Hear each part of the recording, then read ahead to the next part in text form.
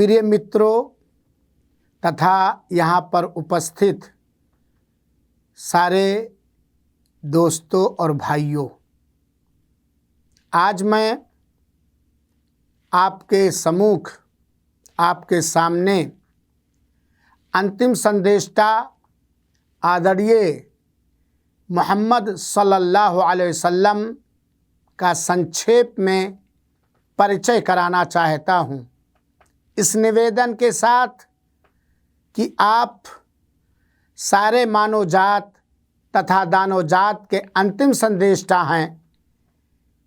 अतः हमारे और आपके ऊपर ये अनिवार्य है कि हम सब के सब अपने अंतिम संदेष्टा मोहम्मद बिन अब्दुल्लाह सल्लल्लाहु अलैहि वसल्लम के विषय में कुछ ज्ञान और सत्य ज्ञान प्राप्त करें। आइए मैं आपको बतलाना चाहता हूँ कि आप अंतिम संदेष्टा थे। आपके पश्चात महाप्रलय तक कोई भी संदेष्टा आने वाला नहीं है, क्योंकि जिस उद्देश्य से अल्लाह ताला संदेष्टाओं को भेजता था वो उद्देश्य ख़त्म हो गया। अल्लाह के धर्म को अंतिम संदेष्टा ने सभी लोगों तक पहुंचा दिया। तो आपको ये मालूम होना चाहिए कि अंतिम संदेष्टा का नाम क्या है। आपका अधिक प्रसिद्ध नाम मोहम्मद या अहमद है। इसके अतिरिक्त और भी आपके अन्य नाम हैं, लेकिन आप जो प्रसिद्ध हैं, मशहूर हैं मोहम्मद से। आप एक निहायत बहुत ही अत्यंत अति सदाचारी वंश से थे, बहुत ही संजीदा सदाचारी वंश से आप पैदा हुए थे। आपका नाम मोहम्मद, पुत्र अब्दुल्लाह, पुत्र अब्दुल मुत्तलिब, पुत्र हाशिम, पुत्र अब्द मनाफ, पुत्र कुसै, पुत्र किलाब, पुत्र मुर्रा, पुत्र काब, पुत्र लोई, पुत्र गालिब, पुत्र फहर, और इस तरीके से आपका वंश जाकर के अदनान से मिलता है। आप सल्लल्लाहु अलैहि वसल्लम सैयदना इस्माईल अलैहिस्सलातु वस्सलाम के, जो इब्राहीम अलैहिस्सलातु वस्सलाम के सपुत्र हैं, उनसे आपका वंश जाकर के मिलता है। आप हाशमी थे, हाशमी समुदाय से आपका संबंध था। आइए हम ये इस बात का भी ज्ञान प्राप्त करें कि आपकी जन्म तिथि क्या है, आपकी यौम पैदाइश क्या है। तो हमें इस बात का ज्ञान होना चाहिए कि आप जिस दिन पैदा हुए वो सोमवार का दिन था, और जिस समय आप धरती पे आए अपने माता के पेट से, वो समय सुबह सुहाने का वक्त समय था, और अरबी महीने के हिसाब से रबीउल अव्वल का महीना था, और रबीउल अव्वल की 9 तारीख थी। तो आप सोमवार को सुबह सुहाने के वक्त 9 रबीउल अव्वल को पैदा हुए। और इंग्लिश के हिसाब से, अंग्रेजी के हिसाब से आपकी जन्म तिथि 21 या 22 अप्रैल है, और सन 571 या 72 है। कुछ लोगों ने 71 कहा है और कुछ लोगों ने 72 कहा है। प्रिय मित्रों, आप जिस देश में पैदा हुए वो हर समय में, यहाँ तक कि आज भी दुनिया के अंदर एक प्रसिद्ध शहर है, अति प्रसिद्ध शहर है, जिसे हम और आप मक्का के नाम से जानते हैं, जहाँ पर अल्लाह का घर काबा है, जिसको देखने के लिए हर व्यक्ति व्याकुल रहता है। जहां पर जमजम का जल पाया जाता है, जिस जल को पीने के लिए हर व्यक्ति एक अरमान लिए होता है और आशा करता है और अनुमान करता है। तो आपकी पैदाइश का स्थान मक्का है। प्रिय मित्रों, आपको यह बात मालूम होना चाहिए, आपको यह बात मालूम होना चाहिए कि आप अनाथ पैदा हुए हैं। आप अपने माता जी के पेट ही में थे, आपकी माता गर्भवती ही थी कि आपके पिताजी का देहांत हो गया। और पिताजी के देहांत के बाद उसके कुछ दिनों के बाद अंतिम संदेष्टा आदरणीय मोहम्मद सल्लल्लाहु अलैहि वसल्लम पैदा हुए। पैदा होते ही एक बालक को दूध चाहिए।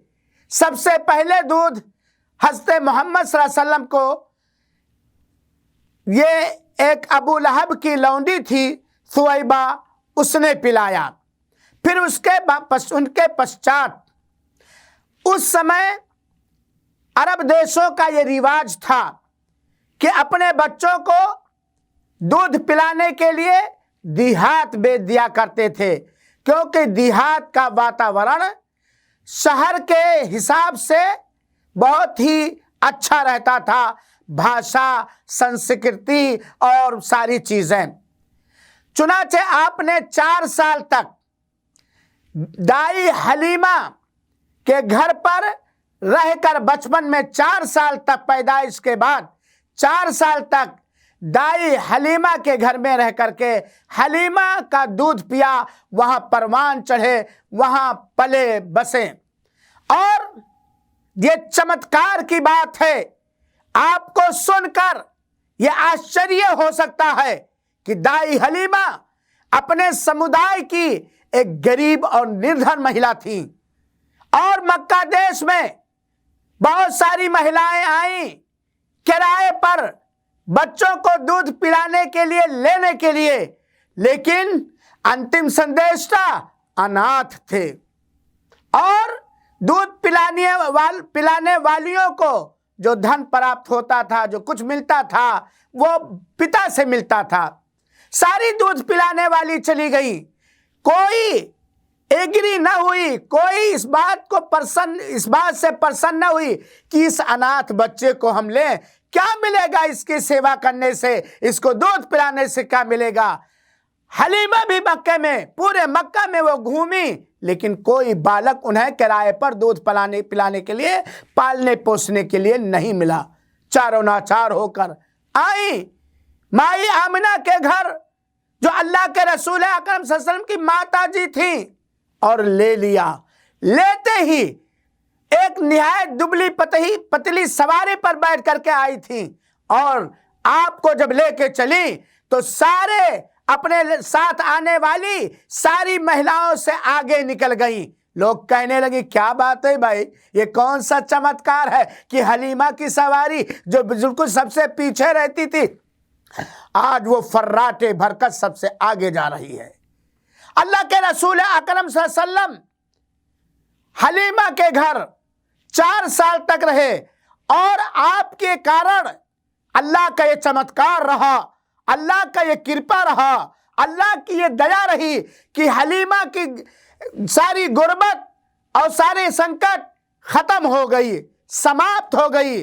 और इसी 4 साल की उम्र में जब अल्लाह के रसूल अकरम सल्लल्लाहु अलैहि वसल्लम दाई हलीमा के घर उसके गोद में रहकर उनका दूध पी रहे थे, एक दिन ऐसा भी हुआ कि दाई हलीमा के बेटे के साथ दाई हलीमा की बकरियां चराने गए थे। अचानक अल्लाह के देवदूत जिब्रील अमीन आए, अल्लाह के रसूल को लटाया, सीना चाक किया, शैतान का हिस्सा निकाला और इल्म और हिकमत, ज्ञान और हिकमत से भर दिया। आप बेहोश हो गए। तो गोया आपका जब पहली बार अल्लाह के आदेश से जब पहली बार आपके सीने का ऑपरेशन हुआ और आपका सीना फाड़कर शैतानी सारी चीजों को निकाल कर उसमें अच्छी चीजें भरी गई। ये दाई हलीमा के घर हुआ मेरे भाइयों।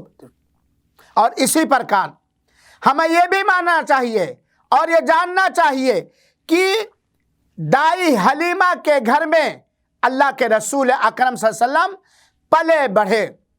फिर कुछ दिनों के बाद, चूंकि अनाथ थे, अल्लाह के रसूल अकरम सल्लल्लाहु अलैहि वसल्लम आप जब पैदा हुए तो आपका पालन पोषण देख रेख आपके दादा अब्दुल मुत्तलिब ने किया। कुछ ही दिनों के बाद, लगभग 6 साल के बाद, बीबी आमिना का देहांत हो गया। पिता का तो मुंह हमारे आदरणीय अंतिम संदेष्टा ने तो देखा ही नहीं था। मां का मुंह, मां के गोदों में खेलने मचलने का जब समय आया, लिमटने का जब समय आया, ये अल्लाह ताला ने उनके माता जी आमिना को भी उठा लिया। अब्दुल मुत्तलिब ने इनकी देखभाल और पालन पोषण की और फिर अब्दुल मुत्तलिब का भी कुछ ही दिनों बाद देहांत हो गया और उनके बाद अंतिम संदेष्टा का पालन पोषण आपके चचा अबू तालिब ने किया। प्रिय मित्रों और सज्जन साथियों, आपको ये भी बात बतलाता चलूं कि हमारे अंतिम संदेष्टा, आपके अंतिम संदेष्टा कोई लिखी हुई चीज पढ़ना नहीं जानते थे। कोई लिखी हुई चीज पढ़ना नहीं जानते। आप एक साधारण वातावरण में पैदा हुए, एक बहुत ही सदाचारी पिता से और माता से पैदा हुए और आप अपने प्रकृति पर सदैव रहे। अल्लाह के रसूल अकरम सल्लल्लाहु अलैहि वसल्लम मक्का के अंदर लोगों से मेल मोहब्बत के साथ, प्रिय तथा प्यार के साथ जीवन बिताया, यहाँ तक कि आपकी उम्र शादी के लायक हो गई। और अंतिम संदेष्टा कि पहली शादी एक विधवा से हुई जिनका नाम माई खदीजा रज़ी अल्लाह ताला अन्हा है। माई खदीजा से जो विधवा थी, उनसे शादी का कारण क्या बना? प्रिय मित्रों, जब कोई मनुष्य यकीनन वास्तविक रूप से सज्जन होता है, साधारण होता है, सदाचारी होता है, तो वो मनुष्य लोगों के यहाँ लोग प्रिय होता है। हुआ ये कि हज़रत खदीजा रज़ी अल्लाह ताला अन्हा वो मक्का की एक मालदार तरीन महिला थी, धनवान थी। वो उनके साथ उनका गुलाम तिजारत पे जाया करता था, शाम वगैरह। अंतिम संदेष्टा अभी संदेष्टा नहीं हुए हैं कि उन्होंने भी माई खदीजा की तिजारत में उनके गुलाम के साथ तिजारत में गए। तिजारत में जब गए तो वापसी में तिजारत में बहुत ही लाभ हुआ। इतना लाभ हुआ जिसका अनुमान खदीजा रज़ी अल्लाह ताला अन्हा का नहीं था।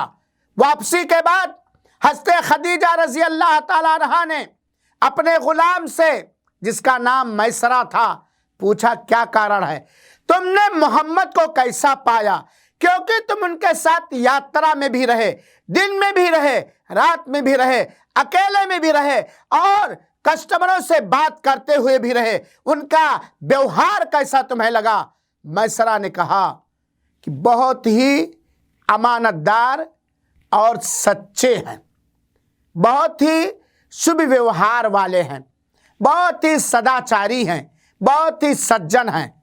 खदीजा रज़ी अल्लाह ताला अन्हा ने अपने एक सहेली के द्वारा आपके पास शादी का, विवाह का संदेश भेजा और मामला तय हो गया और उस ज़माने के अनुसार आपका निकाह हुआ और आपकी शादी और आपका बियाह हुआ। अल्लाह के आदेश से हमारे अंतिम संदेष्टा ने 11 विवाह किया, 11 पत्नियां थीं और अंतिम संदेष्टा की सारी पत्नियां सारे लोगों की मां हैं, माता हैं। उनका सम्मान, उनका आदर, उनका अधिकार सारे लोगों पर और विशेष रूप से मुसलमानों के ऊपर यह है कि सबकी आदर में, मर्यादा में, इज्जत और एहतराम में सबकी माता हैं। इसीलिए इन अल्लाह के रसूल अकरम सल्लल्लाहु अलैहि वसल्लम की सारी पत्नियों को उम्महातुल मोमिनीन कहा जाता है।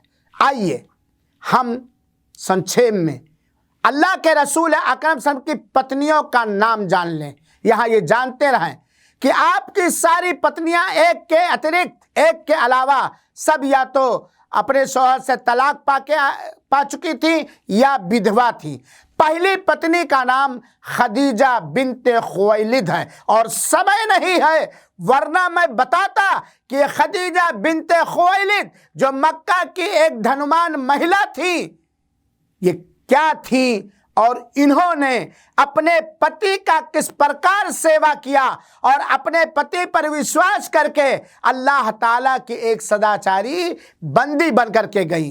और आपकी दूसरी बीवी का नाम सौदा और तीसरी बीवी का नाम आयशा, यही खाली कुंवारी थी।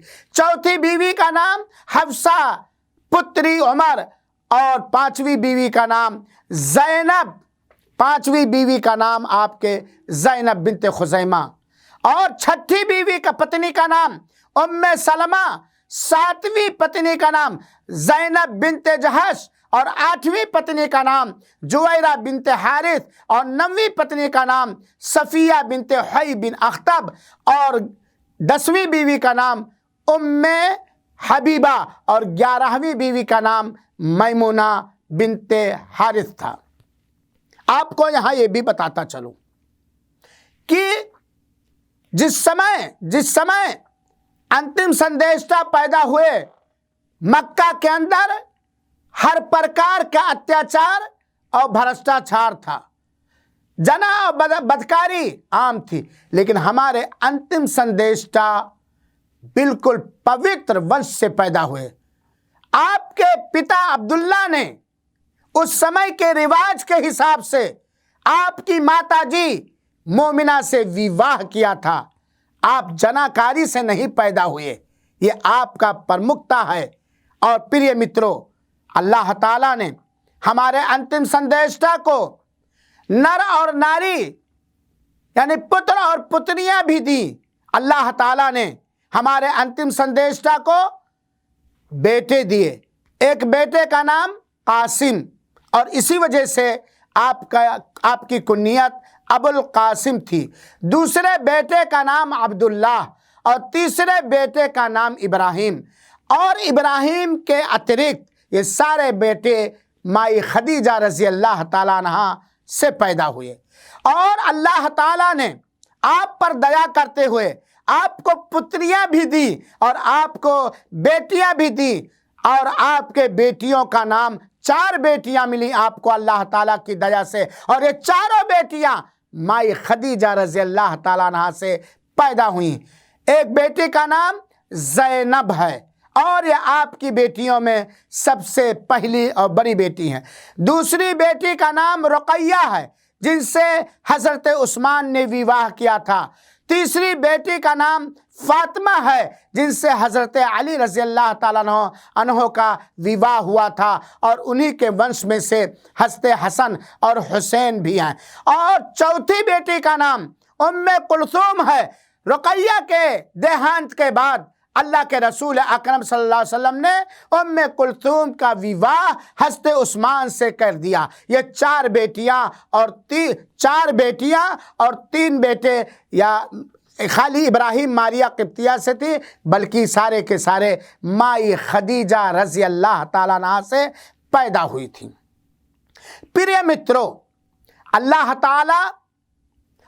ताला ने हम सब को उत्पन्न किया है, पैदा किया है कि मात्र हम अल्लाह की उपासना करें। और आप ये बात जानते हैं कि कोई भी व्यक्ति, कोई भी मनुष्य अब स्वयं अल्लाह की उपासना, अल्लाह की पूजा कैसे किया जाए, अल्लाह की इस धरती पर कैसे जीवन व्यतीत किया जाए, स्वयं कोई नहीं जान सकता। इसीलिए अल्लाह ताला ने अपने दासियों पर दया और कृपा करते हुए संदेशता भेजा। अंतिम संदेशता आदरणीय मोहम्मद सल्लल्लाहु अलैहि वसल्लम है। आप जब 40 वर्ष के हो गए, आपकी आयु, की उम्र जब 40 वर्ष की हो गई, आपका ये तरीका था कि आप गारे हेरा नाम के गुफा में, खो में जाके इब्राहिम अलैहिस्सलाम के धर्म के अनुरूप अनुसार अल्लाह की विनती करते थे, अल्लाह से प्रार्थना करते थे, अल्लाह की पूजा करते थे, अल्लाह की उपासना करते थे। कि रमजान का महीना था, एक चमत्कार हुआ, अल्लाह के रसूल अकरम सल्लल्लाहु अलैहि वसल्लम का भोग जागा और आपके उम्मतियों का भी भोग जागा।